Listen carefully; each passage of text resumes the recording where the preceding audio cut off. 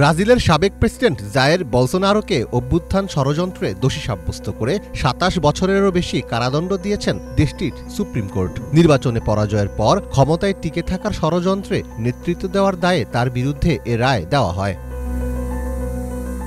১২ September এক প্রতিবেদনে এ তথ্য জানিয়েছে ব্রিটিশ সংবাদ মাধ্যম বিবিসি। সুপ্রিম কোর্টের ৫ বিচারকের একটি বেঞ্চ বৃহস্পতিবার এই রায় ঘোষণা করে। তবে ৫ বিচারকের একজন সাবেক এই প্রেসিডেন্টকে সকল অভিযোগ থেকে খালাস দেওয়ার পক্ষে ভোট দেন।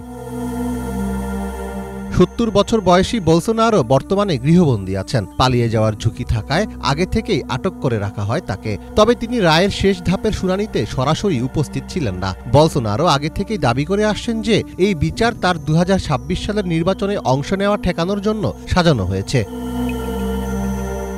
বলসোনারোর বিরুদ্ধে ৫টি অভিযোগ প্রমাণিত হয়েছে, যেগুলোর সবই নির্বাচনে হার মানার পরও ক্ষমতায় আঁকড়ে থাকার প্রচেষ্টাকে কেন্দ্র করে। প্রসিকিউটররা জানান তিনি অনেক আগে থেকেই অভ্যুত্থানের পরিকল্পনা করেন এবং সেনা কর্মকর্তাদের সঙ্গেও আলোচনা করেন। বলসোনারোর পাশাপাশি সাবেক মন্ত্রী ও সামরিক প্রধানদের সহ আরও ৭ জন তার সঙ্গে ষড়যন্ত্রের মামলায় দোষী সাব্যস্ত হয়েছেন।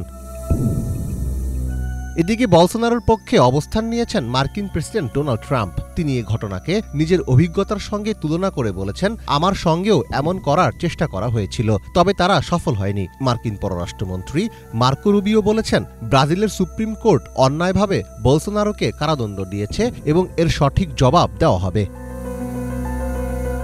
রাজনৈতিক আদর্শের দিক থেকে পশ্চিমাপন্থী ছিলেন বলসোনারো। ডোনাল্ড ট্রাম্পকে তিনি খোলাখুলিভাবে সমর্থন করতেন। বলসোনারোকে প্রায়ই ট্রপিক্যাল ট্রাম্প বলা হতো, কারণ তিনি ডোনাল্ড ট্রাম্পের মতোই রাজনৈতিক শৈলী ও ডানপন্থী জাতীয়তাবাদের মাধ্যমে নিজের পরিচয় গড়ে তুলেছিলেন।